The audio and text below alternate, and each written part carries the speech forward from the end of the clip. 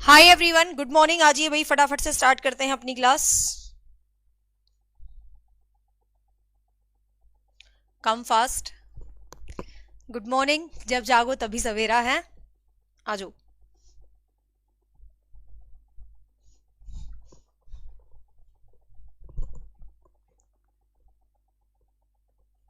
हम्म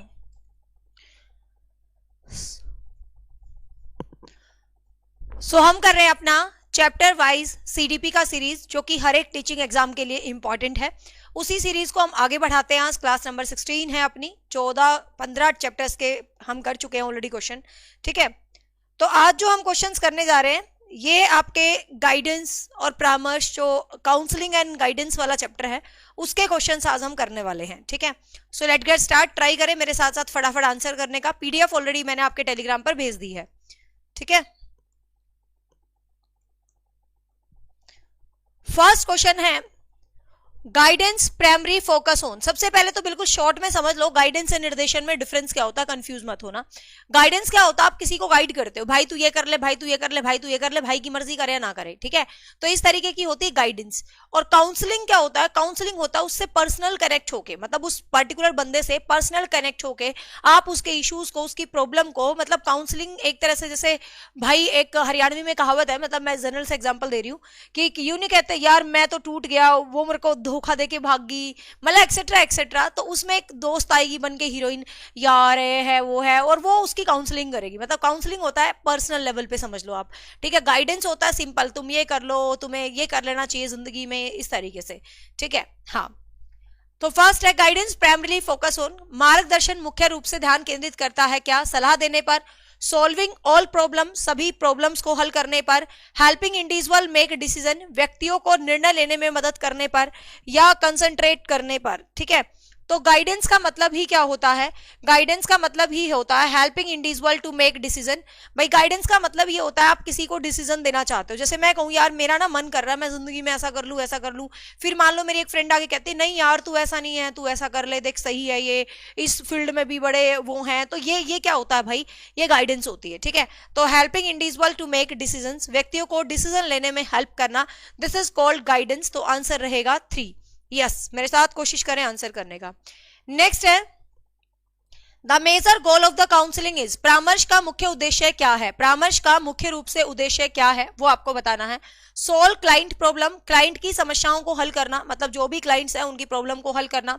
provide emotional support, भावात्मक रूप से समर्थन प्रदान करना। Help individual grow and develop, individuals को हेल्प करना एंड ग्रो करना।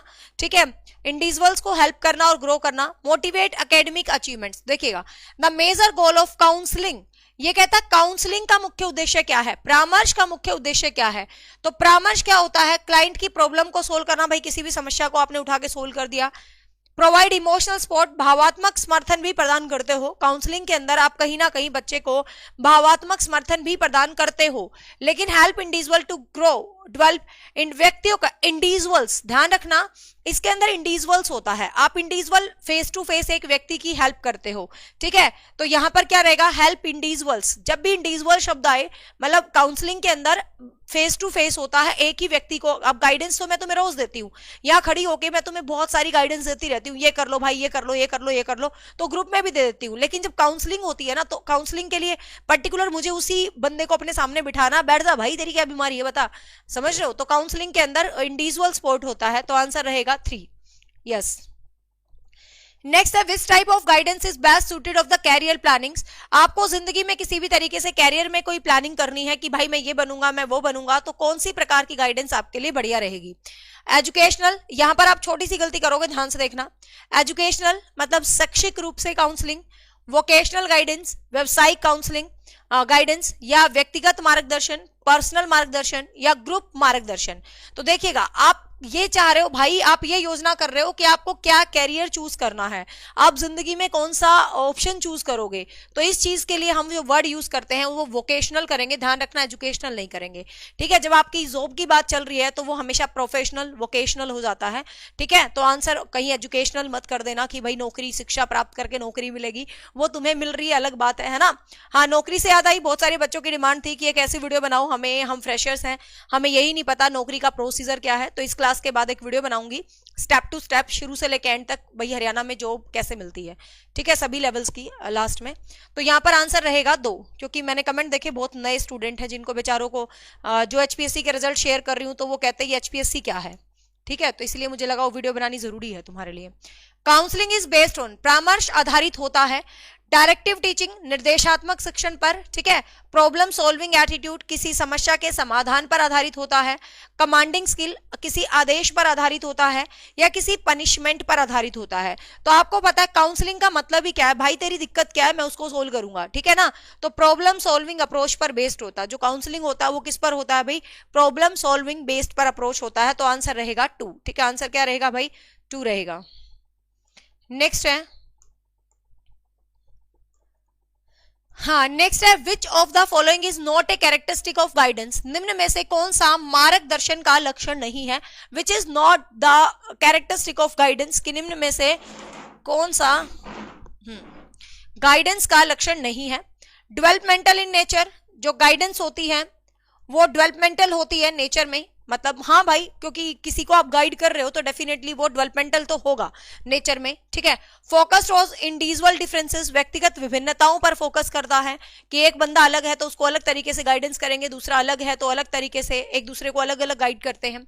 कंपलसरी फॉर एवरीवन, सभी के लिए अनिवार्य होती है, एक कॉन्टिन्यूस प्रोसेस। देखिएगा ये क्या कहना चाह रहा है कि गाइडेंस का लक्षण नहीं पूछा है इसने, ठीक है।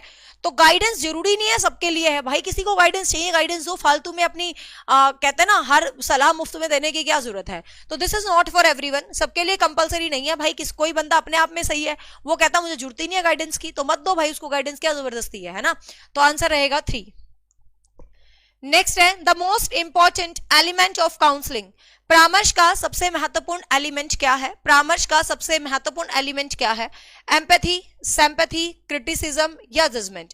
तो आपको बता, देखो परामर्श आप किसी को कब दोगे, काउंसलिंग आप कब दोगे, एक बंदा बेचारा दुखी है भयंकर रूप से भाई, वो तड़फ रहा है दुख के मारे, तो भाई जब तक तुम उसके दुख को नहीं समझोगे तब तक तुम उसको बेहतर तरीके से काउंसिल नहीं कर सकते हो।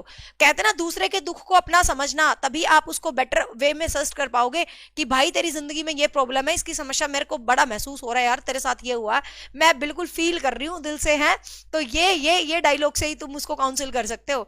तो इन दोनों शब्दों में फर्क होगा ना, कई बार बता रखा है, एम्पैथी और सिंपैथी। सिंपैथी तो क्या होता है कि किसी को देख के ही फील हो यार ऐसा हो गया, बट ठीक है, हमें दया आ जाती है।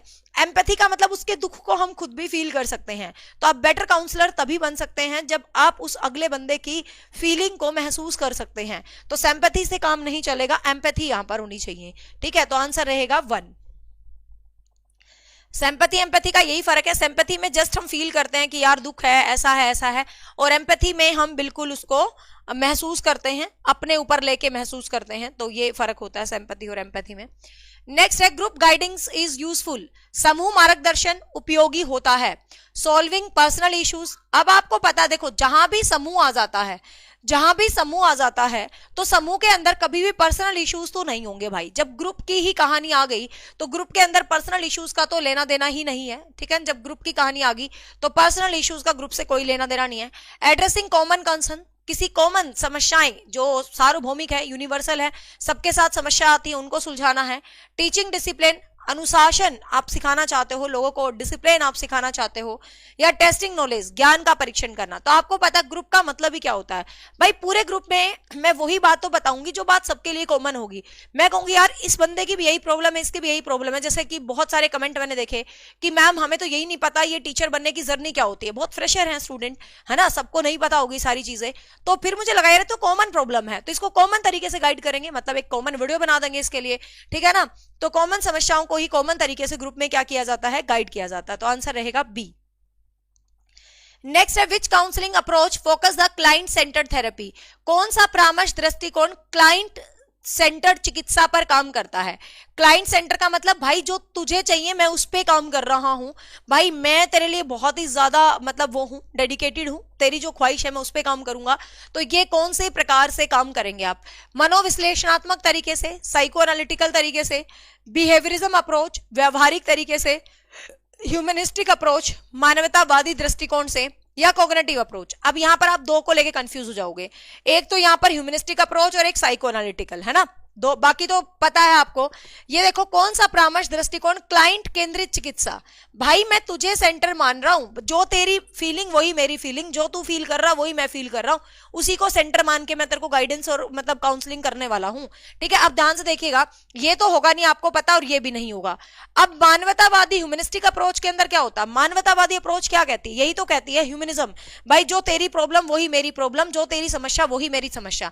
साइको एनालिटिकल कब आता? जब वो इस स्टेटमेंट में कुछ ऐसा कर देता कि वो उस बंदे के आंतरिक मन को जानना चाहता है, कुछ इस तरीके का कुछ आ जाता आंतरिक मन वाला टाइप का, तो आप ए ऑप्शन के साथ जाते। ठीक है, तो यहां पर आंसर क्या रहेगा भाई? सी रहेगा।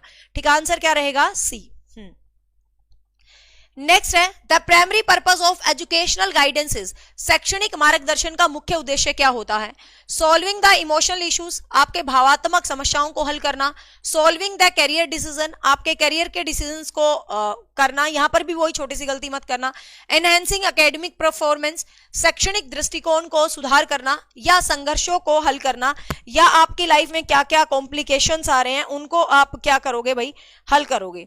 अब ध्यान से देखिएगा, अब ध्यान से देखिएगा, यहां पर भी आपको दो ऑप्शंस पे आओगे आप, एक तो ये इंप्रूविंग कैरियर डिसीजंस और एक इनहांस एकेडमिक। अब ये क्या बोल रहा है भाई? ध्यान से देखो, ये कह रहा है कि एजुकेशनल गाइडेंस बतानी है क्या होती है।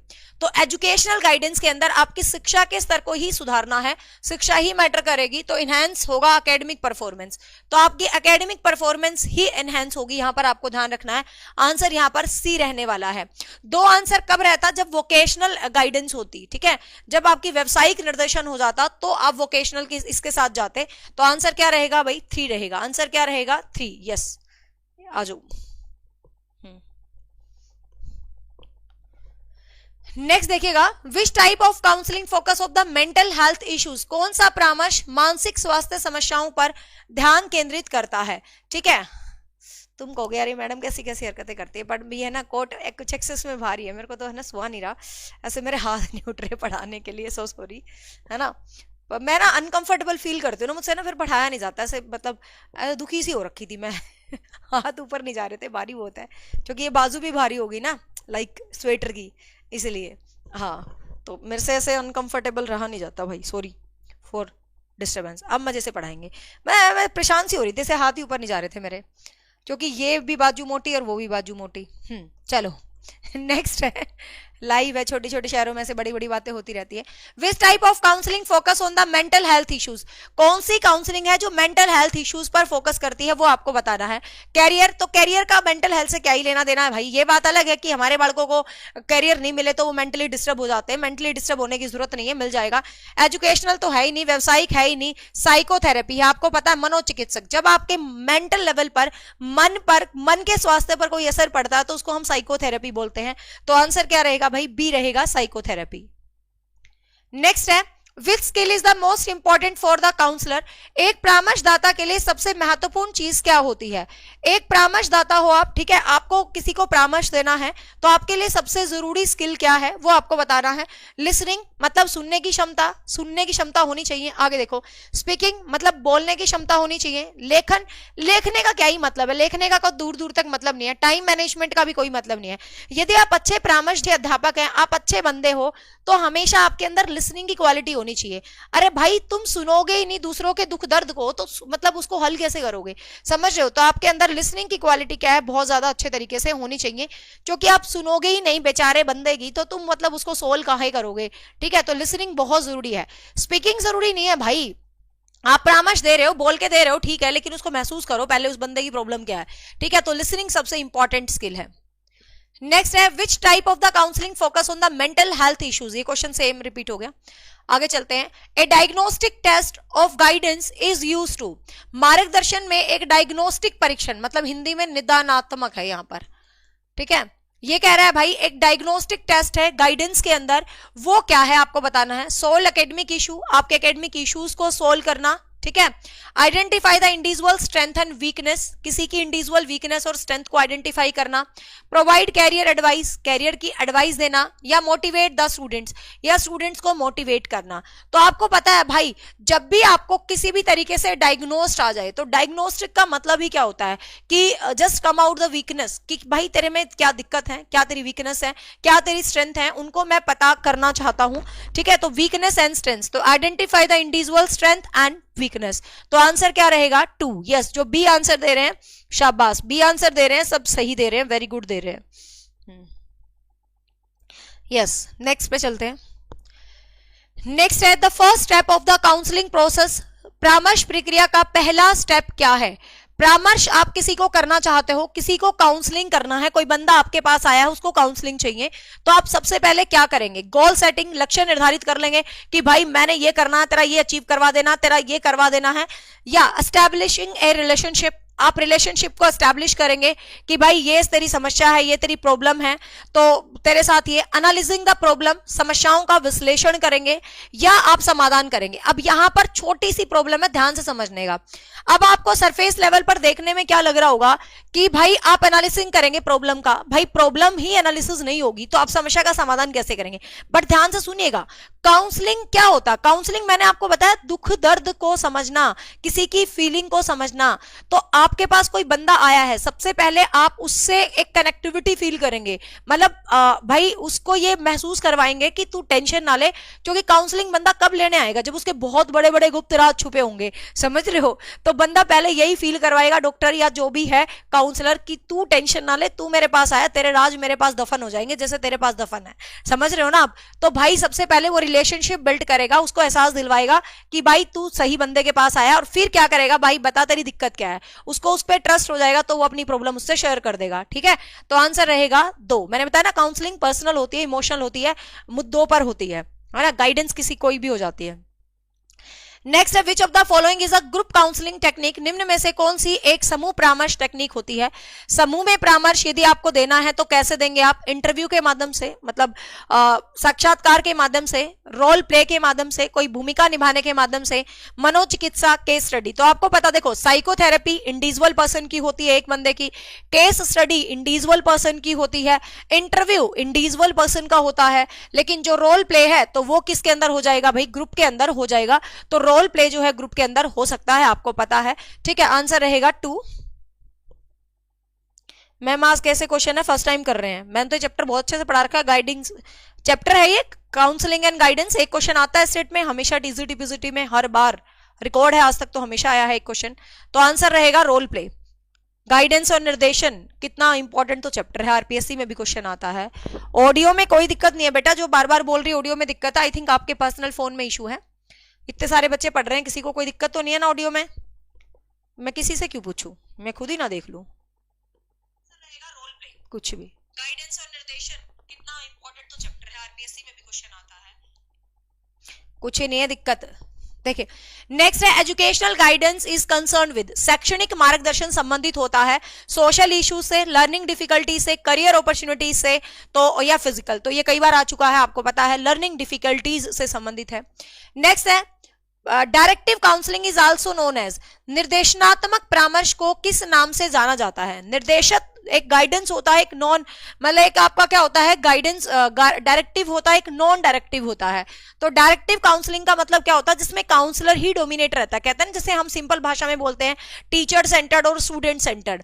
तो जो टीचर सेंटर्ड अप्रोच है, कहने का मतलब जिसमें काउंसलर ही डोमिनेट रहता है, तो उसको हम डायरेक्टिव काउंसलिंग बोलते हैं, मतलब जिसके अंदर काउंसलर ही हीरो बना रहता है और वो बोल देता है भाई ये कर ले, चल जा, भाग जा, ठीक है। तो वो क्या होता है भाई, डायरेक्टिव काउंसलिंग होता है। और उसका दूसरा नाम क्या है, उसको हम प्रेस्पेक्टिव काउंसलिंग भी बोलते हैं, ठीक है, उसको हम क्या बोलते हैं, प्रेस्पेक्टिव काउंसलिंग भी बोलते हैं।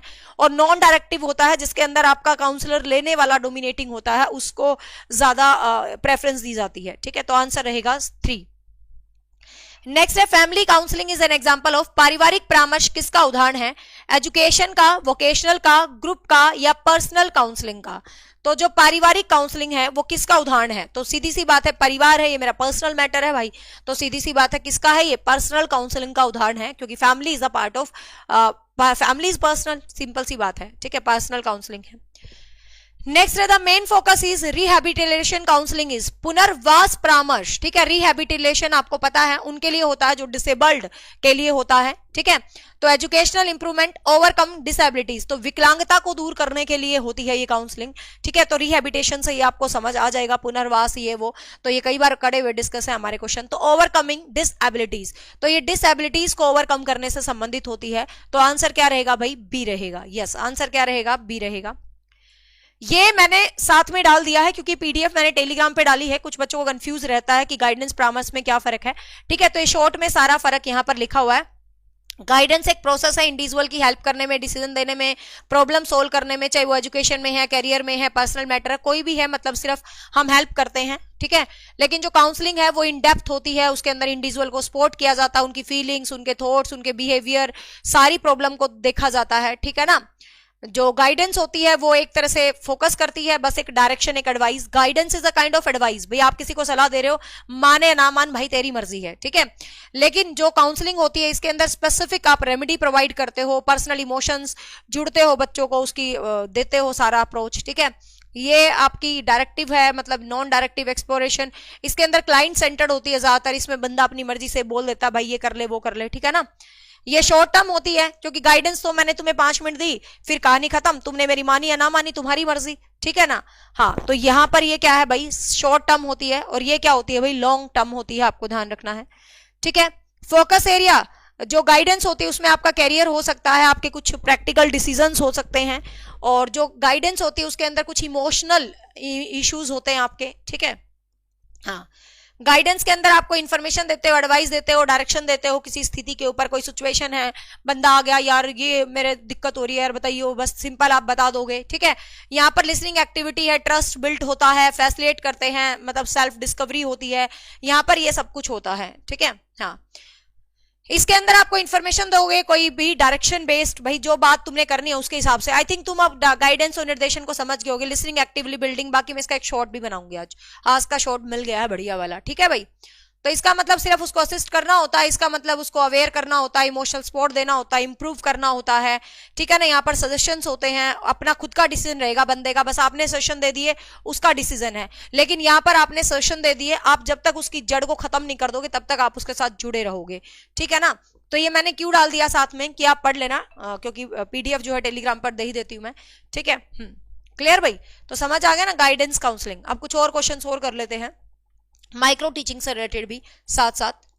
सीडीपी का एक भी चैप्टर नहीं रहेगा, 20 क्लास तक आपके सारे हो जाएंगे। Micro teaching is primarily used, सूक्ष्म शिक्षण मुख्य रूप से किसके लिए उपयोग किया जाता है, ठीक है। सूक्ष्म शिक्षण किस लिए उपयोग किया जाता है? रिसर्च पर्पज, अनुसंधान उद्देश्य के लिए यूज किया जाता है, टीचर ट्रेनिंग, शिक्षण प्रशिक्षण के लिए यूज किया जाता है, स्टूडेंट इवेल्युएशन, छात्रों के मूल्यांकन के लिए यूज किया जाता है, या करिकुलम डेवलपमेंट या विकास के लिए यूज किया जाता है। तो आपको पता है जो माइक्रो टीचिंग होती है, मतलब आप कोई भी माइक्रो टीचिंग करते हो तो ये किस लिए, किसका भाग होता है भाई? ये टीचर ट्रेनिंग का भाग होता है। आप टीचर बनने जाते हो तो उससे पहले एक छोटा सा क्लास के अंदर 5-10 बंदों का ग्रुप बना के पढ़ाने की कोशिश करते हो। ये पढ़ाने का सबसे पहला स्टेप होता है, that is your micro teaching का पहला स्टेप। ये क्या है भाई? एक तरह से आपको पता है टीचर ट्रेनिंग जो आप ये करते हो, बीएड, बीटीसी, डीएलएड, जेबीटी करते हो, तो इसमें हमने तो नॉन अटेंडिंग की थी, लेकिन जिन्होंने भी अटेंडिंग की होगी, जो रेगुलर स्कूल्स में जाते होंगे, तो आपको पता, आपको माइक्रो टीचिंग करवाई होगी 5-10 बंदों का ग्रुप बना के। माइक्रो टीचिंग के बाद आपको टीपी लगवाई होगी, है ना। टीपी में कितना मजा आता है जब हम डिफरेंट डिफरेंट स्कूल्स में पढ़ाने जाते हैं और वहां के स्कूल के बच्चे अपने खड़ूस खड़ूस टीचर से बोर हो चुके होते हैं, तो जब बीएड जेबीटी वाले पढ़ाने जाते हैं तो उनको बहुत ही आनंद आता है ना, होता है ना से। तो ये टीचर ट्रेनिंग का पार्ट है। नेक्स्ट है a micro teaching session is typically test for, सूक्ष्म शिक्षण सत्र आमतौर पर कितनी देर तक चलता है? मुझे अफसोस है कि मैंने बीएड रेगुलर नहीं करा है, मैंने कोई माइक्रो टीचिंग नहीं करी कोई टीचिंग प्रैक्टिस नहीं करी है, और बस हो गई बीएड, है ना। हाँ, मेरी टीचिंग प्रैक्टिस, क्योंकि मैं स्कूल में ही पढ़ा रही थी, प्राइवेट स्कूल में, उस टाइम जब मैं बीएड कर रही थी, तो मैंने तो वो भी नहीं करी तुमने की होगी ना, जो रेगुलर वाले होंगे, बेसिकली रेगुलर बीएड वालों ने ये सारी फील करी होंगी चीजें। मेरी तो चाची कॉलेज में थी तो इसलिए मुझे कभी कुछ करना नहीं पड़ा, टीचिंग प्रैक्टिस भी नहीं करने गई। चाची ने कहा वो स्कूल में पढ़ा तो रही है जी, क्या करोगे उसको बुला के इतनी दूर। हाँ हाँ, कुछ बच्चे पूछ रहे थे आपकी चाची झज्जर के कौन से कॉलेज में है बीएड में। तो मेरी चाची टीचिंग ऑफ हिंदी पढ़ाती है, और झज्जर में ये नहीं जहांगीरपुर करके बीएड कॉलेज है, उसके अंदर है। अब फिलहाल, पहले बेरी होते थे। आमतौर पर कितनी देर तक चलता है भाई ये, आप देखो।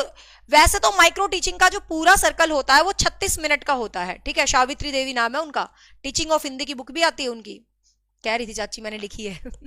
देखो, मैंने कहा चाची अब तो हम एक्सपर्ट हो रहे हैं, इनमें टेंशन ना ले। देखो यहाँ पर ये 36 मिनट का शेड्यूल होता है। ये वैसे तो 36 मिनट का शेड्यूल होता है, आपको ध्यान रखना है।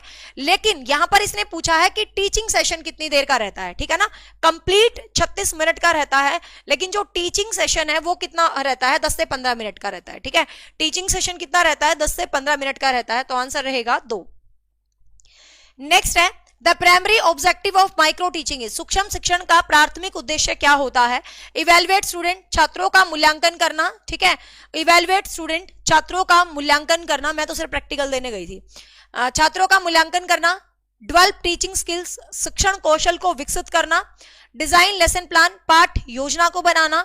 Improve classroom management. देखिएगा, ये कह रहा है primary objective of micro teaching. Micro teaching का उद्देश्य ही क्या है, आपका एक स्किल डेवलप करना।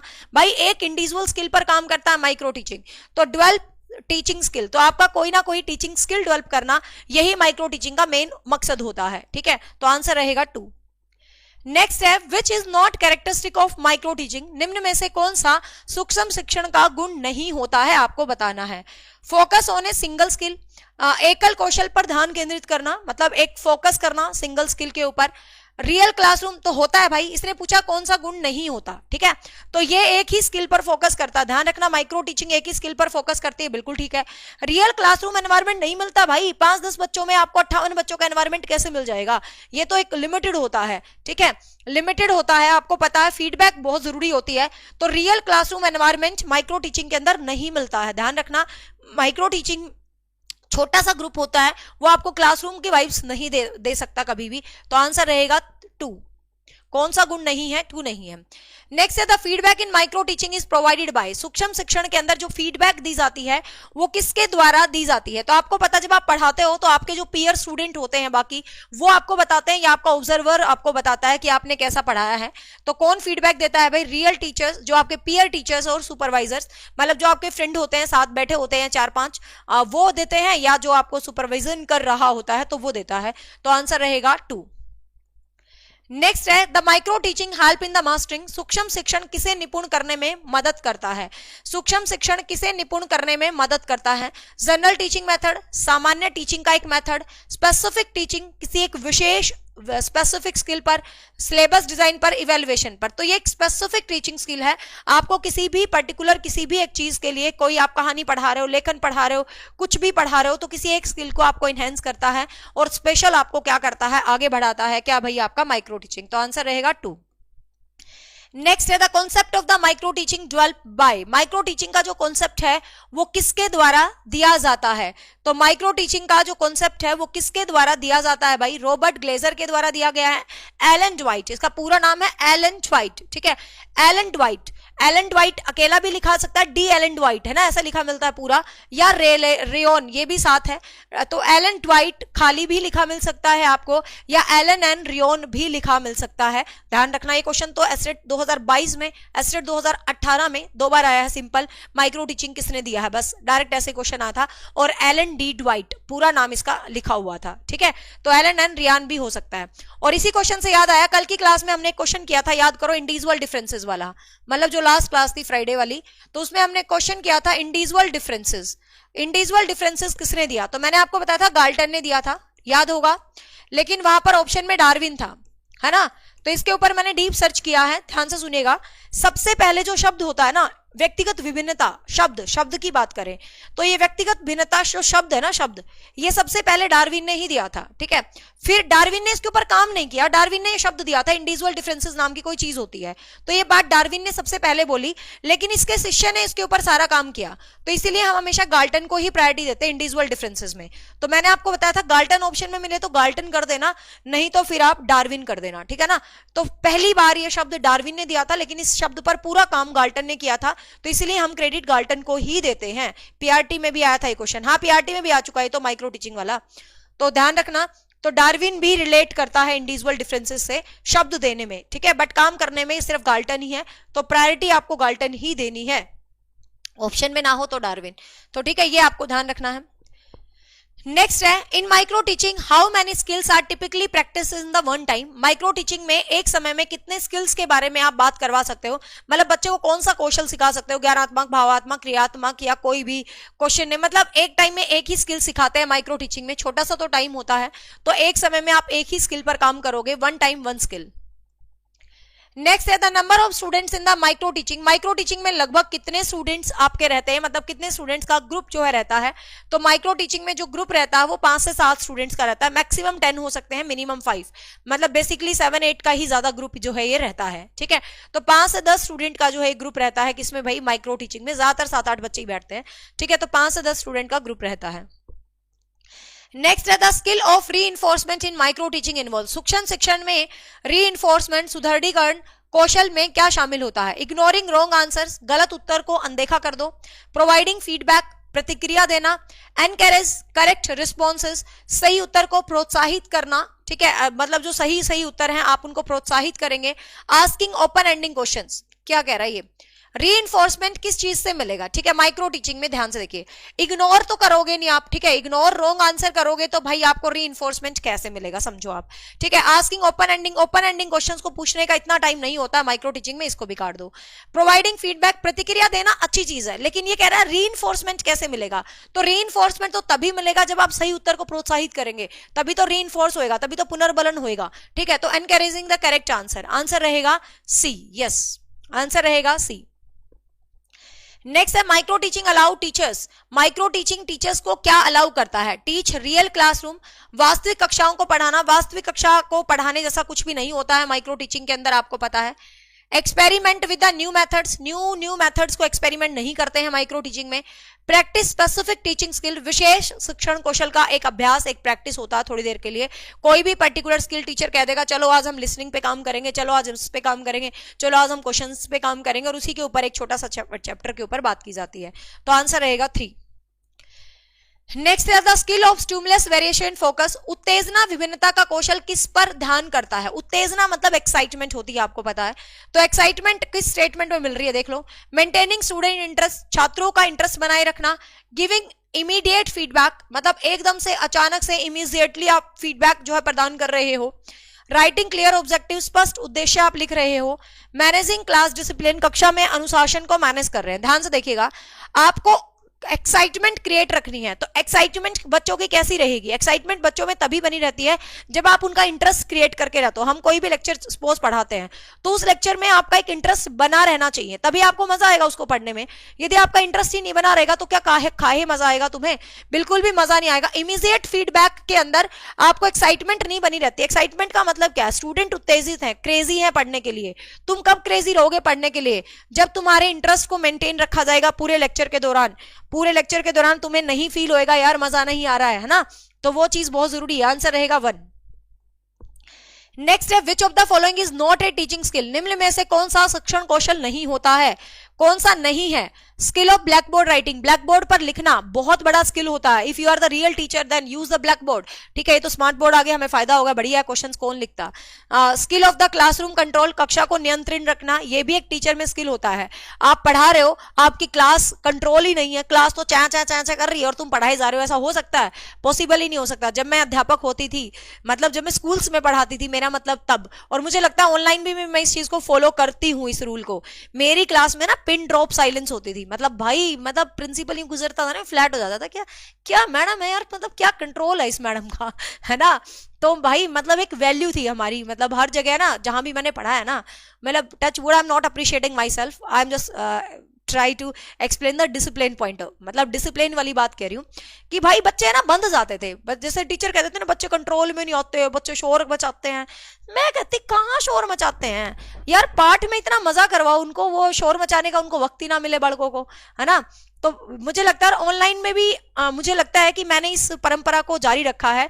हम कमेंट सेक्शन, क्योंकि मेरी क्लास फिलहाल कमेंट सेक्शन है, और देखो टच वुड जो बच्चा नया है चेक कर सकते हो अपना कमेंट सेक्शन, भाई बिल्कुल बिल्कुल I am really impressed and blessed कि अपना कमेंट सेक्शन में, मतलब मुझे लगता है सारे होशियार बालक अचीवर भाई हैं क्या, बस मतलब सिर्फ पढ़ने आते हैं। वैसे मैंने सुना है, आपको पता दुनिया भर की शॉर्ट्स यूट्यूब पे वायरल होती रहती हैं, पता नहीं यार टीचर कुछ कुछ पढ़ते रहते हैं बेफालतू के कमेंट्स ये वो। तो कहने का मतलब मुझे लगता है हमारा कमेंट सेक्शन भी इतना डिसिप्लिन है ना कि we are the perfect example of discipline classroom है ना। तो अपना कमेंट सेक्शन में डिसिप्लिन, हमने इस गरिमा को यहाँ भी बना के रखा है, कोई भी उल्टा सीधा आता हम भगा देते हैं उसको, तुरंत भाव नहीं देते हैं, है ना। तो ब्लैक बोर्ड लेखन जरूरी है, क्लासरूम का कंट्रोल बहुत जरूरी है, लेसन प्लानिंग तो बहुत जरूरी है। भाई मेरे को आज पढ़ाना क्या है मुझे वही नहीं पता होगा तो मैं तुम्हें कैसे पढ़ा सकती हूँ, ठीक है। लेकिन स्पोर्ट्स की कोचिंग देना, खेल में ठीक है भाई, खेलना है, खेला वरना मत खेलो भाई, मैंने क्या करना है। तो आंसर रहेगा यहाँ पर 4, ठीक है। आंसर क्या रहेगा भाई, 4 रहेगा, है ना। वरना ऑनलाइन में किसी को किसी से मतलब नहीं होता कि पढ़ रहे हैं बच्चे ना पढ़ो मुझे क्या है। लेकिन मुझे ऐसे लगता है यार मैं बहुत मुश्किल से टाइम निकाल के आती हूँ और बस जो मेरे से जुड़े हैं वो सक्सेस होने चाहिए। तो यहाँ आके मैं खड़ी होके बातें मार के मजे करके कमेंट पढ़ पुढ़ के फिर वो चीज मुझे लगता है कि यार वो तुम्हारा और मेरा बहुत भयंकर टाइम वेस्ट होगा और उसका वर्थ कुछ नहीं निकलेगा।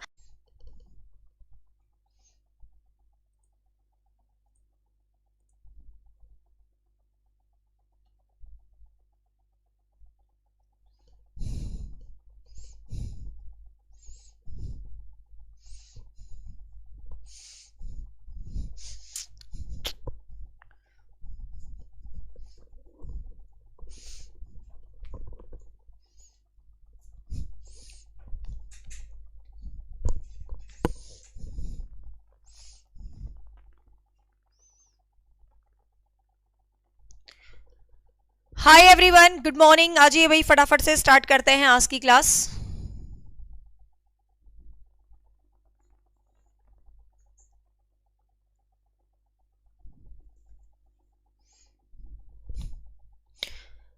हम कर रहे हैं अपना CDP psychology chapter wise practice series, जो कि हर एक अपकमिंग एग्जाम के लिए इंपॉर्टेंट है, चाहे आप जो मर्जी एग्जाम दे रहे हैं सब में ये क्लास इंपॉर्टेंट रहने वाली है। तो आज क्लास नंबर 17 है। इससे पहले हम 16 क्लास सभी सीडीपी के चैप्टर्स की कर चुके हैं। प्लेलिस्ट मैंने बना दी है चैप्टर वाइज सीडीपी 2025 के नाम से, you can check out that particular playlist, ठीक है। तो स्टार्ट करें भाई। तो आज के जो अपने क्वेश्चंस रहने वाले हैं वो रहने वाले हैं सीडीपी के इंपॉर्टेंट बुक्स एंड राइटर से।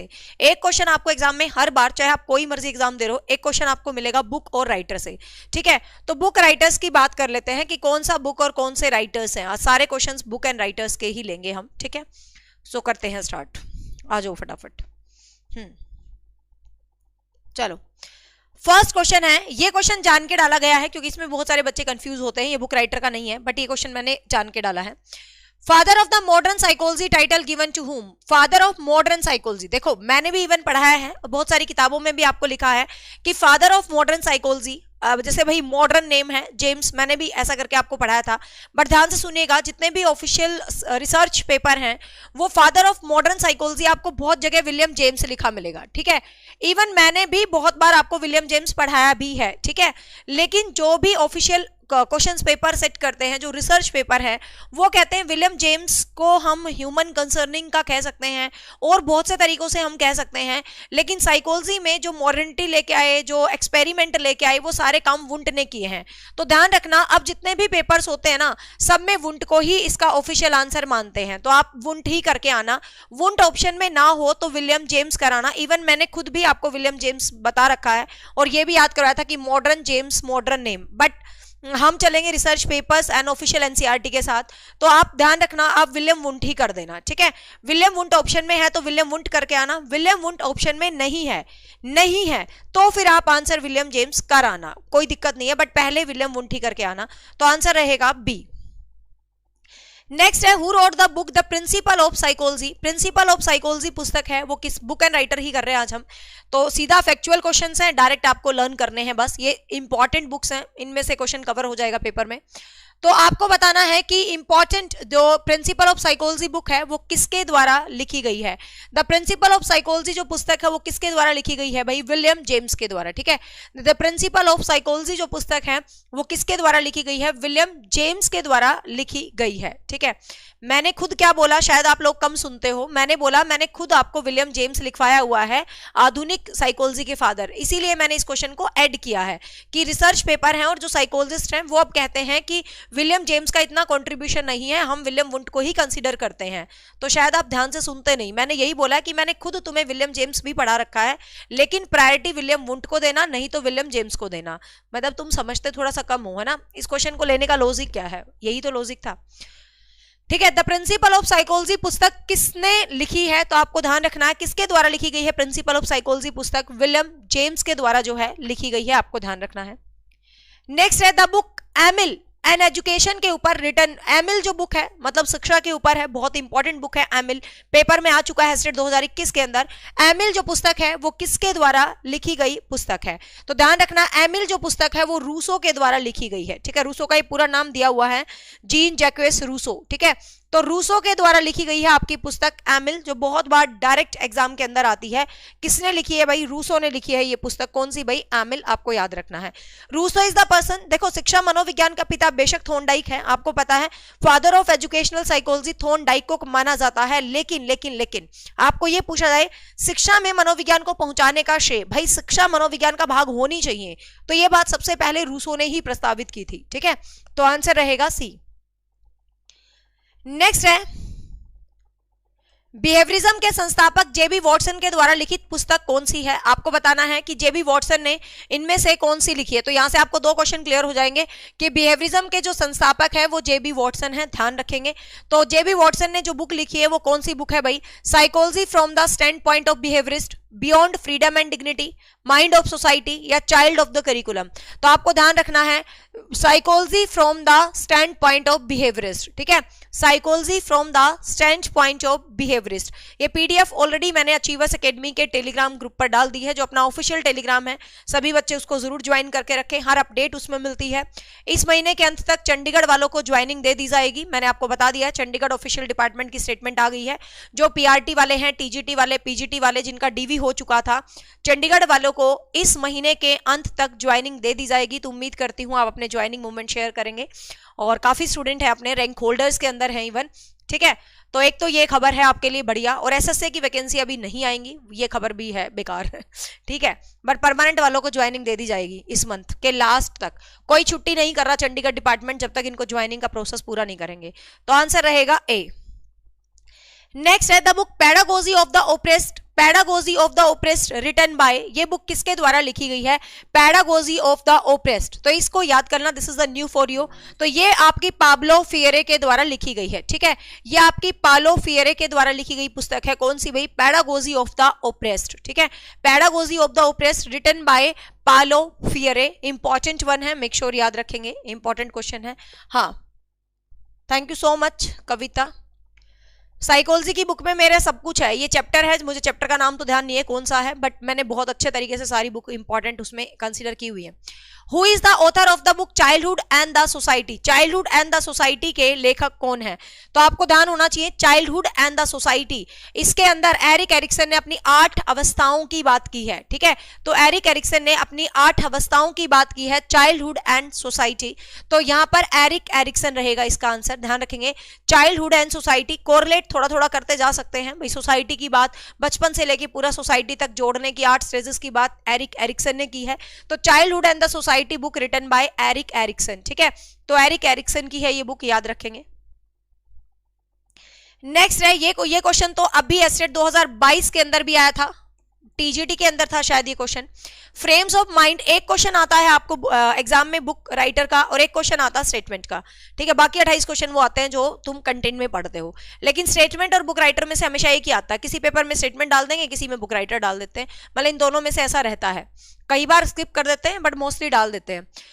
तो frames of the mind was written in the which psychologist, तो फ्रेम्स ऑफ माइंड है वो किसके द्वारा लिखा गया है?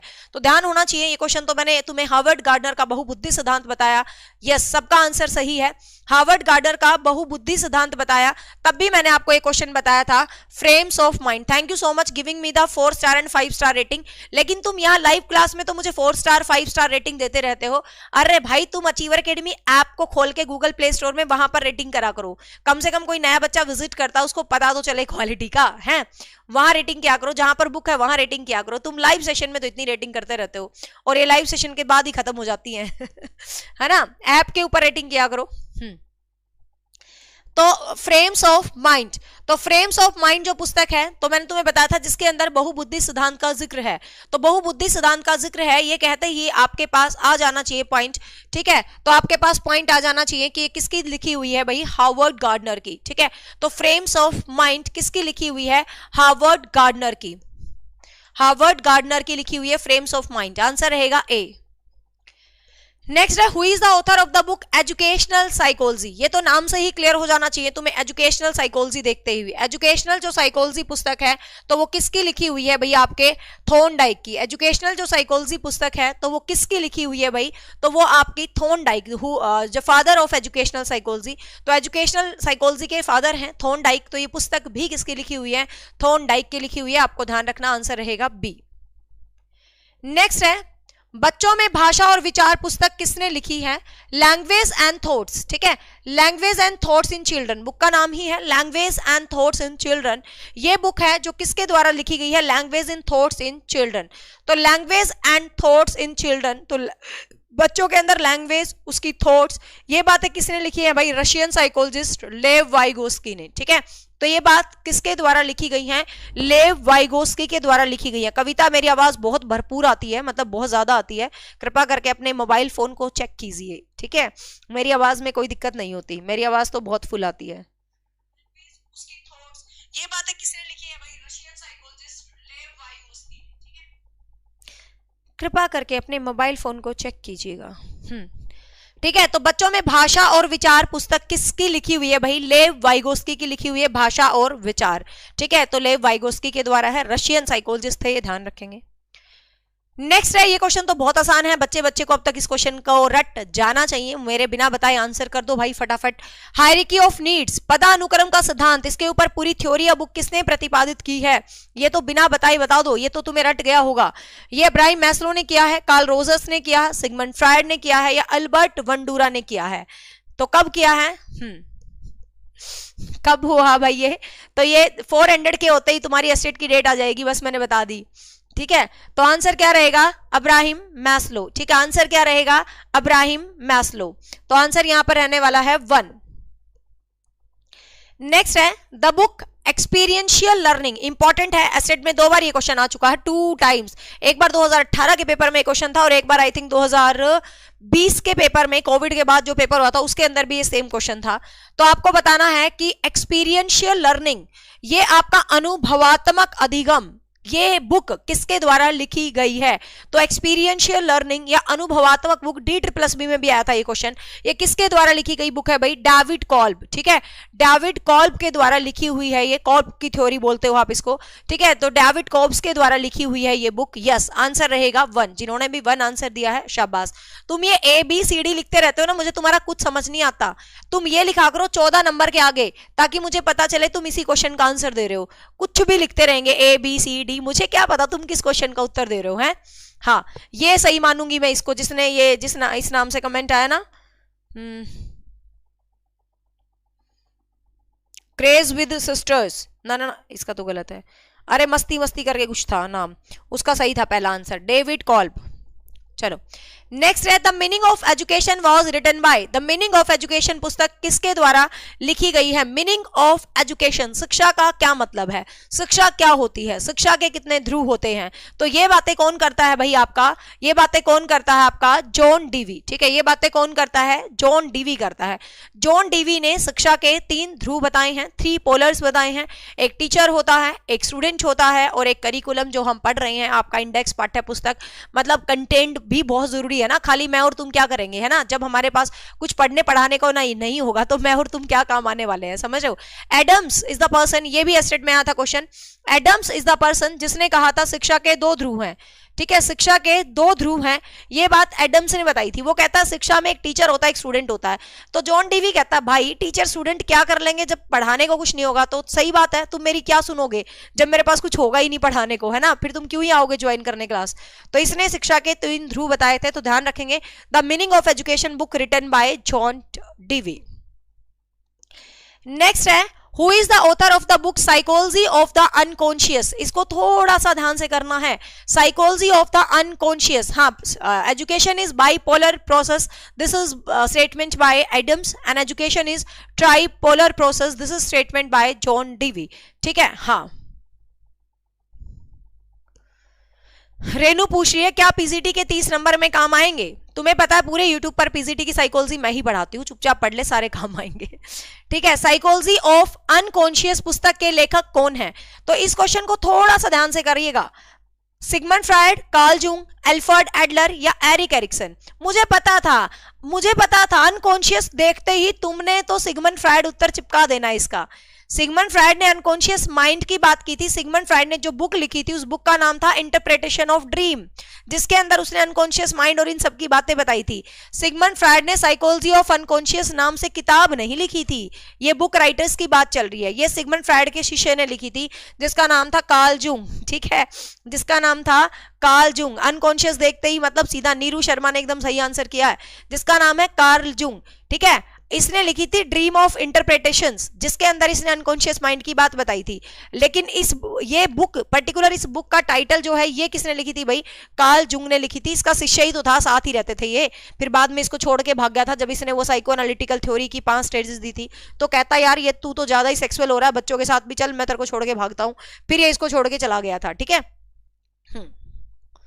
नेक्स्ट है the structure of the intellectual model was proposed by, बौद्धिक संरचना, the structure of intellectual model proposed by, तो बुद्धि का संरचनात्मक मॉडल, बुद्धि का संरचनात्मक सिद्धांत किसके द्वारा दिया गया है भाई, बुद्धि का संरचनात्मक model, structural model of intelligence, book कह दो कुछ भी कह दो, तो this is by JP Guilford, जिसने कि बुद्धि के पहले 120 एलिमेंट दिए, फिर 150 एलिमेंट दिए, और वर्तमान में 180 एलिमेंट है।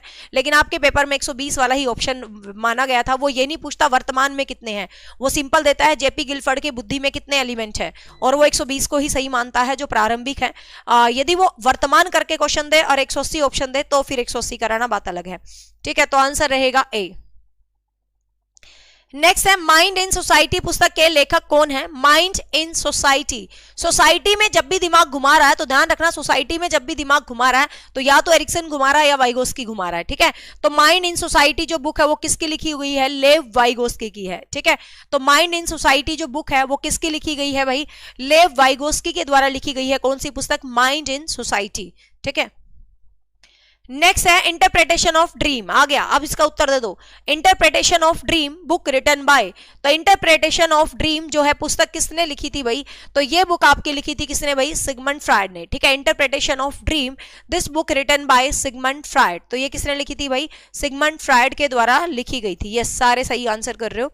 तो ये बुक लिखी थी किसने, सिगमंड फ्रायड ने।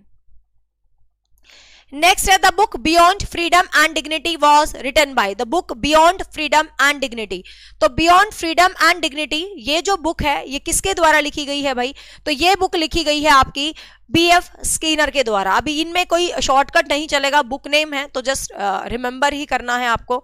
ये क्वेश्चन जो आप पूछ रहे हो बिल्कुल लास्ट में पूछना, फिर पढ़ के आंसर दूंगी। तो beyond freedom and dignity answer क्या रहेगा भाई, ए रहेगा, ठीक, आंसर क्या रहेगा, ए रहेगा। नेक्स्ट है who is the author of the child and the curriculum, the child and the curriculum के ऑथर कौन है, the child and the curriculum, बच्चे और बच्चे को कैसे पढ़ाओ, ये सारी बातें कौन करता है भाई, सिंपल सा याद रखना, ये सारी बातें करता है आपका जॉन डीवी, ठीक है।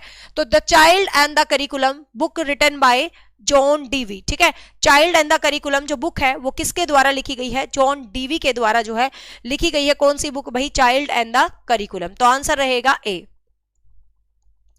नेक्स्ट है the adolescence was written by. Adolescence तो तुम्हें शक्ल से ही पता चल जाता है कि अडोलसेंस जो बुक है ये किसके द्वारा लिखी गई है, जिसने जो father of your child psychology माने जाते हैं, जो बहुत ज्यादा जिसने मनोविज्ञान में बालकों के ऊपर काम किया, सबसे स्पेशल किशोरों के ऊपर बहुत ज्यादा काम किया, जिसने कहा किशोर अवस्था age of storm and struggle है।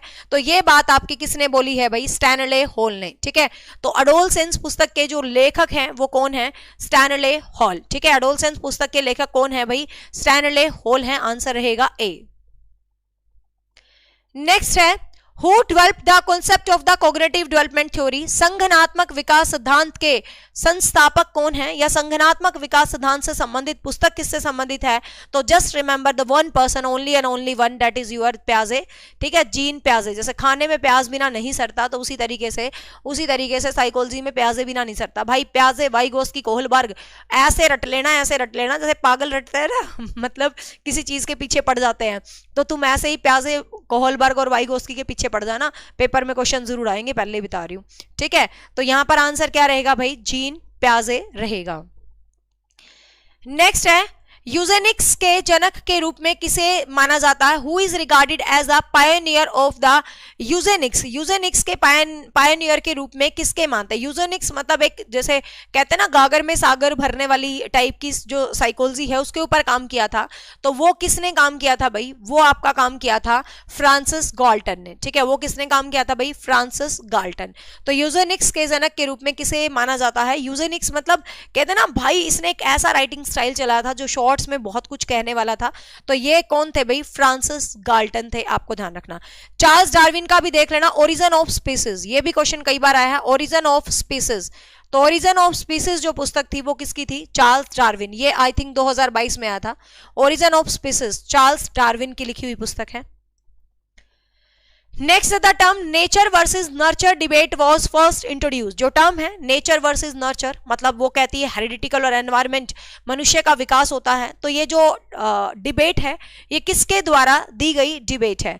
तो ये किसके द्वारा दी गई डिबेट है भाई? ध्यान रखना, ये डिबेट फ्रांसिस गाल्टन के द्वारा ही दी गई थी।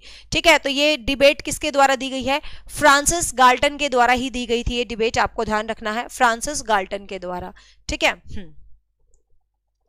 नेक्स्ट है Robert Woodworth is the best known for the work. और रॉबर्ट वुडवर्थ को किस कार्य के लिए सबसे ज्यादा जाना जाता है? तो रॉबर्ट वुडवर्थ किस कार्य के लिए सबको ज्यादा मतलब जाना जाता है? Dynamic psychology, operant conditioning, structuralism. देखो वैसे तो रॉबर्ट वुडवर्थ आपको पता है क्वेश्चनियर में भी आता है, पर्सनैलिटी में भी आता है, लेकिन सबसे ज्यादा किसमें जाना जाता है भाई? ये डायनामिक साइकोलॉजी। अब ये डायनामिक साइकोलॉजी क्या होती है? डायनामिक साइकोलॉजी होती है कि जो दिन प्रतिदिन आप व्यवहार करते हो, जो आपकी मोटिवेशन है वो आपको कैसे इंस्पायर करती है, कैसे लाइफ में आगे बढ़ जाती है, मतलब आपका जो बिहेवियर है वो आपको कैसे अफेक्ट करता है, कैसे मोटिव करता है, कैसे आगे बढ़ाता है। तो एक कहते हैं ना चलती फिरती, डायनामिक का होता ही क्या? डायनामिक का मतलब होता है गतिशील। तो आपका व्यवहार कैसे गति में आपको आगे बढ़ा रहा है, आप दिन प्रतिदिन जो काम करते हो वो कैसे आपको लीड करते हैं जिंदगी में। तो इस तरीके की डायनामिक साइकोलॉजी के लिए फेमस है कौन भाई? आपके वुडवर्थ। ठीक है, तो डायनामिक साइकोलॉजी के लिए कौन फेमस है? आपके वुडवर्थ जो है फेमस है, आपको ध्यान रखना है। ये क्वेश्चन बहुत इंपॉर्टेंट है, डीएसएसबी पेपर 1 में आ चुका है। ये सीरीज जो मैं आपको पढ़ा रही हूँ नॉट फॉर ओनली एस्टेट, आप रीड दे रहे हो, आप आरपीएससी दे रहे हो, आप डीएसएसबी। हाँ दिशा कह रही है आप मेरे आंसर क्यों नहीं सीन करते? दिशा मैं सबके सीन कर रही हूँ, स्क्रीन पे सबके आ रहे हैं, मैं नाम थोड़ी ना पुकारती रहूंगी। है दिशा, दिख रहे हैं मुझे सबके आंसर स्क्रीन पे तो क्लियर, यहाँ पर आंसर रहेगा 1। यदि मैं नाम पुकारने लगूंगी तो जो कंटेंट मैं देने आई हूँ वो शॉर्ट टर्म में इतना देना है, वो फिर इतने टाइम में इतना हो जाएगा, इसलिए मैं थोड़ा नाम पुकारने पर कम काम करती हूँ। नाम बेखूबी पुकारे जाएंगे, फोटोज के साथ पुकारे जाएंगे, गानों के साथ तुम्हारे नाम को सम्मानित किया जाएगा। तुम सिलेक्शन तो लो। अचीवर्स एकेडमी पर शाइन स्टार वही बनते हैं जो कुछ अचीव करके आते हैं, उन्हीं के नाम पुकारती हूं मैं। ठीक है ना, पेपर पास हो जाओ एस्टेट का, तुम्हारे नाम ऐसे ऐसे स्टार सितारों में खिला दूंगी। ठीक है ना, टेंशन ना लो, सबके नाम पुकारे जाएंगे, मेरी कम्युनिटी में सबके नाम दर्ज किए जाएंगे, डोंट वरी, तुम पेपर पास करो। ठीक है, एस्टेट का रिजल्ट अब तो तुम है ना, यदि रिजल्ट ऐसा नहीं लेके आए ना, अब तो एस्टेट इतनी बार पोस्टपोन हो गया, अब तो वो बच्चे जो पढ़ ही नहीं रहे थे आज तक, मुझे लगता है भाई तुम भी पास कर लो। अब भी टाइम है। तुम सोचो कि एस्टेट के फॉर्म अब निकले हैं, कई बार फॉर्म निकल के 20 दिन बाद पेपर होता है, तो भाई जो बच्चा अब तक भी नहीं पढ़ रहा ना, तुम सोचो फॉर्म ही अब निकले हैं, अभी तो 8-9 फरवरी का भी नहीं पता, अब भी तुमने एस्टेट पास नहीं करा तो तुम फिर अचीवर एकेडमी पे रहने लायक हो ही नहीं, फिर भाग जियो यहाँ से, ठीक है। बस सब्सक्राइब मतलब अनसब्सक्राइब करके मत भाग जियो, ऐसे ही भाग जियो, पढ़ना बंद कर दियो मेरे से, लेकिन सब्सक्राइब रखियो, सब्सक्रिप्शन कम मत करियो, बहुत मेहनत से बढ़ते हैं, ठीक है ना। तुम भाग जाइयो यदि एस्टेट भी तुम ना पास करो तो, अब क्योंकि इतना टाइम मतलब तुम्हें मिल गया है ना भाई, मुझे लगता है तो नालायक से नालायक बालक भी एस्टेट पास कर ले, क्योंकि टाइम बहुत दे दिया सरकार ने। यदि तुम्हारा अब भी एस्टेट पास नहीं हुआ ना, कोई बहाना नहीं है, पढ़ने का टाइम नहीं मिला था, मेरे छोटे बच्चे थे, अब तो सरकार कहती है इतना टाइम दे रहा हूं मैं, तेरे सारे बहाने खत्म है, बहुत टाइम दे रहा हूं मैं, इतना टाइम कभी नहीं मिला एस्टेट में, 25 दिन में एस्टेट हो जाता है। तो अब कोई बहाना नहीं चलेगा तुम्हारे घर वालों को सुनाना मेरी वीडियो, मैं कह दूंगी अब कोई भी लड़की बहाना मार रही है इसका मतलब वो खुद पढ़ाई चोर है, सीधी सी बात है, क्योंकि अब इतना टाइम तुम्हें मिला है कि तुम बेखूबी एस्टेट पास कर सकते हो। तो अब कोई बहाना बुना नहीं चलेगा, अब सीधा मेरे को रिजल्ट चाहिए, ठीक है ना। चलो, तो डायनामिक साइकोलॉजी, क्योंकि आगे वही तो बच्चा रहेगा जो अगले स्क्रीनिंग की तैयारी करेगा और अगले एस्टेट की। हाँ, नेक्स्ट है Woodworth contribution to the psychology include the book. Woodworth का जो कंट्रीब्यूशन है वो किस पुस्तक के रूप में इंक्लूड किया गया है? तो वुडवर्थ का जो मनोविज्ञान में योगदान है वो किस पुस्तक के माध्यम से है?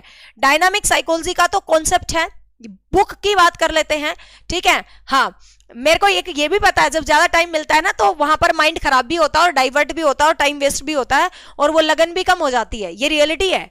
लेकिन फिर भी तुम्हें तो हर रियलिटी पे पार उतरना है और पढ़ना है, तो ये आपको ध्यान रखना है। वुडवर्थ का मनोविज्ञान में किस पुस्तक के माध्यम से सबसे ज्यादा योगदान है?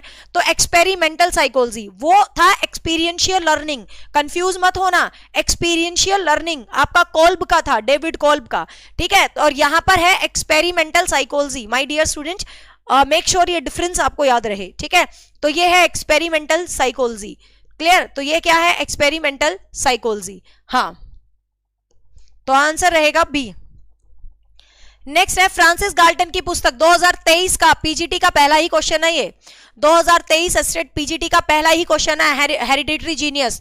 क्वेश्चन ये था जो पेपर में आया था, हेरिडिटरी जीनियस पुस्तक किसके द्वारा लिखी गई है? तो हेरिडिटरी जीनियस पुस्तक किसके द्वारा लिखी गई है? Francis Galton. सबसे पहले तो यहां पर ये क्वेश्चन याद कर लेना, बट ये क्वेश्चन कुछ और कहता है भाई, ये कुछ और पढ़ाना चाहता है। ये कहता है कि हेरिडिटरी जीनियस जो पुस्तक है ये किस पर केंद्रित है, मतलब इसका थीम बेसिकली क्या है, ये पूछना चाह रहा है। ये इंटेलिजेंस एंड इनहेरिटेंस। आपको पता है गाल्टन इज अ पर्सन जिसने बुद्धि शब्द को सर्वप्रथम प्रयोग किया था अपनी पुस्तक के अंदर, किसके अंदर भाई? हेरिडिटरी जीनियस के अंदर। तो बुद्धि शब्द का सर्वप्रथम प्रयोग करने वाला शब्द, प्रयोग करने वाला बंदा था, आपको पता है, गाल्टन, ठीक है। तो गाल्टन ने इंटेलिजेंस एंड इट्स इनहेरिटेंस, तो इसके ये जो थी इसके अंदर क्या, हेरिडिटरी जीनियस के अंदर पहली बार प्रयोग किया था। तो ये शब्द मैंने तुम्हें बुद्धि का चैप्टर पढ़ा, पहली लाइन यही लिखवाई थी कि बुद्धि में हर जगह तुम बीने को करते हो, लेकिन ध्यान रखना बुद्धि शब्द का प्रयोग सबसे पहले गाल्टन ने किया था अपनी पुस्तक हेरिडिटरी जीनियस के अंदर। तो आंसर रहेगा ए। नेक्स्ट है लेक्सिकल हाइपोथेसिस के विकास का श्रेय किसको जाता है? लेक्सिकल हाइपोथेसिस क्या होता है? लैंग्वेज के माध्यम से अपने आप को डिस्क्राइब करना, आपकी भाषा, आपके शब्दों के माध्यम से आप अपने आप को डिस्क्राइब कर रहे हो, this is called the lexical hypothesis, ठीक है। तो लेक्सिकल हाइपोथेसिस से रिलेटेड जो पर्सन है वो कौन है आपको बताना है। तो he is the same person जिसने भाषा के माध्यम से अपने आप को लोगों में प्रेजेंट किया, वो पर्सन एक ही था, कौन भाई? फ्रांसिस गाल्टन, ठीक है। तो कौन था लेक्सिकल हेरिडिटरी जीनियस? भी आपको ध्यान रखना है, फ्रांसिस गाल्टन, ठीक है। तो आंसर क्या रहेगा भाई? 1 रहेगा। ये थे कुछ बहुत इंपॉर्टेंट बुक्स एंड राइटर्स, ठीक है। ये थे कुछ मेजर बुक्स एंड राइटर जो आज तक किसी भी डिफरेंट पेपर्स में आ चुके हैं, चाहे वो एस्टेट में आए हैं, चाहे वो डीएसएसबी में आए हैं, सारे ही इंपॉर्टेंट पिक कर लिए गए हैं। और भी ज्यादा इंपॉर्टेंट तुम्हें थोड़ा सा एफर्ट खुद भी कर लेना, कृपा करके महानुभाव, वो बात अलग है, तुम करते नहीं हो, तुम्हें बहुत पकी पकाई खाने की आदत पड़ चुकी है। मैंने कुछ ज्यादा ही तुम्हें आजकल तो इतना पका पका के खाना दे दिया है क्योंकि पेपर इतना पोस्टपोन हो गया। ये तुम्हारे लिए, ध्यान से सुन लो, ये मैंने स्कैन कर दिए, थोड़े उल्टे सीधे हैं, मतलब यहाँ पर क्लियर नहीं दिख रहे होंगे, बट टेलीग्राम पे you will get the clear. यहाँ पर और भी महत्वपूर्ण बुक हैं, जितनी भी इंपॉर्टेंट बुक हो सकती है, 2-4 के नाम और बता देती हूँ। जैसे एमिल तो हमने पढ़ी ली, एडोलसेंस हमने पढ़ ली है, ठीक है, चाइल्डहुड एंड सोसाइटी हमने पढ़ ली है, सारी इंपॉर्टेंट वैसे बेसिकली मैंने ले ही ली है, ठीक है। तो ये और किताबों के नाम है, ठीक है। तो ये भी देख लेना भाई, educational psychology, philosophy of moral development Kohlberg की है, एनिमल इंटेलिजेंस आपकी ध्यान रखना थॉर्नडाइक की है, ठीक है। तो ये मैंने टेलीग्राम पर इसी पीडीएफ के लास्ट में है, इन किताबों को भी थोड़ा पढ़ना चाहो तो पढ़ लेना। मेंटल एबिलिटीज थ्रस्टन की है। The condition of learning important मैं बता ही देती हूँ। कंडीशन ऑफ लर्निंग आपकी रॉबर्ट गैने की है, ठीक है, कंडीशन ऑफ लर्निंग रॉबर्ट गैने की है। 15 तारीख तक क्लास का कोई फिक्स टाइम टेबल नहीं है भाई, सीधी सी बात है, छुट्टी चल रही है। कभी मेरे बालक 10 बजे उठते हैं, कभी मैं 10:30 बजे उठती हूँ, कभी मैं 9 बजे उठ जाती हूँ, कभी मैं 11 बजे उठ जाती हूँ। 15 जनवरी तक कोई फिक्स टाइम टेबल नहीं है। 15 जनवरी के बाद पत्थर की लकीर की तरह बच्चे अपने स्कूल जाएंगे, टिफिन पैक हो जाएंगे, 6 बजे से पहले हम उठ जाएंगे, रोटियां बन जाएंगी, सारा काम हो जाएगा, फिर होएगा फिक्स टाइम। 15 तारीख से पहले कोई फिक्स टाइम नहीं है। लेकिन हाँ इतना है, मैं 10 बजे उठती हूँ, 11 साढ़े 11 तक अपना रसोई का काम खत्म करके नहा धो के 12 बजे के बाद तुम्हारी कभी भी क्लास शेड्यूल कर देती हूँ, सीधी सी बात है, ठीक है। तो 12 बजे के बाद कोई भी टाइम हो सकता है, वो शेड्यूल तुम्हें मिल जाता है, मैं टेलीग्राम पर शेयर कर देती हूँ वीडियो। मतलब 12 बजे के साढ़े 12 के आसपास, इससे लेट तो नहीं होती कभी भी, लेकिन मैं बिल्कुल फिक्स नहीं कर सकती पत्थर की लकीर की तरह 15 जनवरी तक। 15 जनवरी के बाद फिक्स कर दूंगी, टाइम जो रहेगा वही रहेगा, फिर मुझे कोई काम ही नहीं है ना। अभी फिक्स नहीं है टाइम। हाँ अब इस बच्चे के आंसर दे देती हूँ मैं एक बार। तो ये आपको ध्यान रखना है, सोशल लर्निंग्स है, जैसे ये क्वेश्चन, ये डिस्कवरी ऑफ द चाइल्ड है, मारिया मॉन्टेसरी ने थी। द प्ले वे है, हेनरी कैल्डवेल कुक ने दिया था, ठीक है। इसके अंदर कुछ और 2-4 इंपॉर्टेंट बुक हैं, इनको भी देख लेना। रिपब्लिक है, प्लेटो के द्वारा दी गई थी। आउटलाइन ऑफ साइकोलॉजी, याद रखना ये क्वेश्चन पेपर में आ चुका है स्टेट में। Outline of psychology, outline of psychology McDougall है, 30 से ऊपर ही क्वेश्चन लेती हूं मैं। Outline of the psychology McDougall के द्वारा दी गई थी, ठीक है। जनरल साइकोलॉजी आपकी गिलफोर्ड के द्वारा थी। इंट्रोडक्शन टू पर्सनैलिटी आपकी वॉल्टर मिसेल के द्वारा है, ठीक है। तो ये टाइप ऑफ मैन आपकी स्प्रेंजर के द्वारा है। तो ये जितनी भी इंपॉर्टेंट है, इनसे बाहर आपको बुक राइटर पेपर में नहीं आने वाला है। और जिसके पास मेरी बुक है, ये मेरी बुक का ही है, लेसन नंबर मुझे ध्यान नहीं है कौन सा है, ठीक है, ये मेरी अपनी बुक का ही है, कंप्लीट सॉल्यूशन ऑफ साइकोलॉजी का ही, ठीक है। पेज नंबर 210, 211, 212 पे है ये, ठीक है। चलो, तो I hope book and writer आपको क्लियर हो गए। कल मैं आपको करवाऊंगी स्टेटमेंट क्लास नंबर 18 में, क्लास नंबर 19 में कुछ मैगजीम्स, टीचिंग मेथड्स, और क्लास नंबर 20 मिक्स मैच मसाला, ठीक है। और फिर यहां पर हम सीडीपी की सीरीज को कर देंगे खत्म। अब एक बच्चा कई देर से क्वेश्चन पूछ रहा है, करिश्मा इसका आंसर कर देते हैं। एक बच्चे ने बहुत ज्यादा बदमाशी करने पर उसकी माँ उसका मोबाइल देखना बंद कर देती है, तो माँ द्वारा मोबाइल नहीं देना है, तो यह सकारात्मक पुनर्बलन है, नकारात्मक है, दंड है। तो बेटा ये दंड तो है नहीं, ठीक है, दंड तो है नहीं, आप इसको नेगेटिव रीइंफोर्समेंट ही करेंगे, क्योंकि वो जो देखो सकारात्मक पुनर्बलन तो है नहीं। अब माँ जो है उसको मोबाइल उसको डिस्टर्ब कर रहा है बार बार, है ना, तो मोबाइल वो बच्चा चाहता है, उसकी माँ उसको मोबाइल नहीं दे रही, तो जो डिस्ट्रैक्शंस है उनको हटाया जा रहा ताकि वो पढ़ ले। तो डिस्ट्रैक्शंस को जब हटाते हैं तो वो नेगेटिव रीइंफोर्समेंट में ही आता है, ठीक है। हाँ रेलवे की वैकेंसीज के ऊपर बनाती हूँ मैं वीडियो, रेलवे की वैकेंसी के ऊपर मैं बनाती हूँ वीडियो। एक बार मैं डिटेल चेक कर लूँ फिर बनाऊंगी, ठीक है, डिटेल चेक कर लूँ फिर मैं बना दूंगी।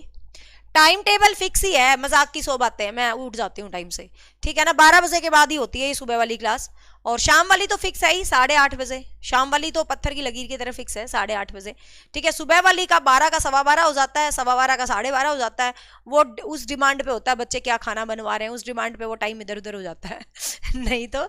और 15 जनवरी के बाद फिक्स है।